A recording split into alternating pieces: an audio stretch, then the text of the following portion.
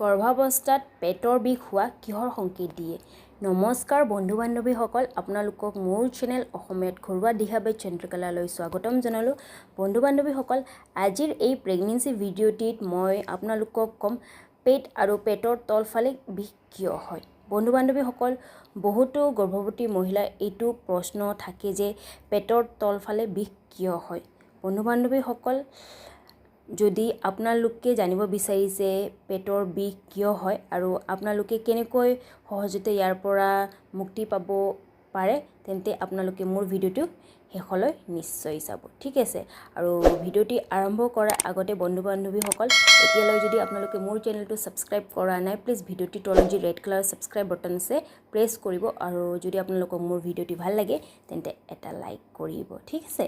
বন্ধু বান্ধৱীসকল, যেতিয়া এজনী মহিলাই গৰ্ভধাৰণ কৰে তেতিয়া তেওঁৰ শৰীৰত বহুতো পৰিৱৰ্তন দেখা যায়, লগতে বহুতো শাৰীৰিক সমস্যাও আহে, হয় নে নহয়?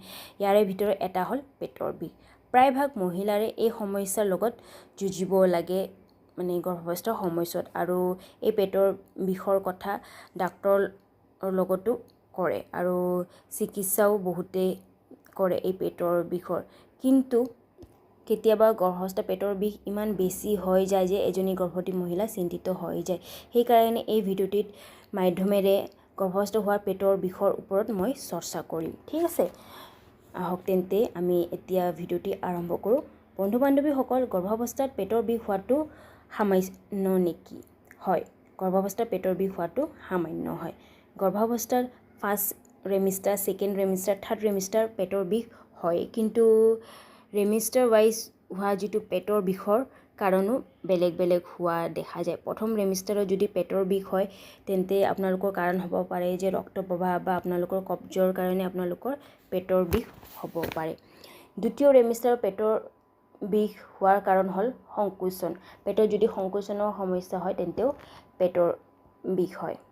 বন্ধু বান্ধৱীসকল, যদি আপোনালোকৰ প্ৰেগনেন্সি সুস্থ চলি আছে তেন্তে পেটত সামান্য বিষ হোৱাটো একো নহয়। যদিহে এই বিষ তীব্ৰ আৰু অসহনীয় নহয় তেন্তে আপোনালোকে ডাক্তৰৰ পৰামৰ্শ ল'ব লাগে। যদি আপোনালোকৰ পেটৰ বিষ বেছি হয়, তীব্ৰ হৈ থাকে, তেন্তে আপোনালোকে ডাক্তৰৰ পৰামৰ্শ ল'ব। আহক এতিয়া জানো পেটত কেই প্ৰকাৰৰ বিষ হ'ব পাৰে, ঠিক আছে।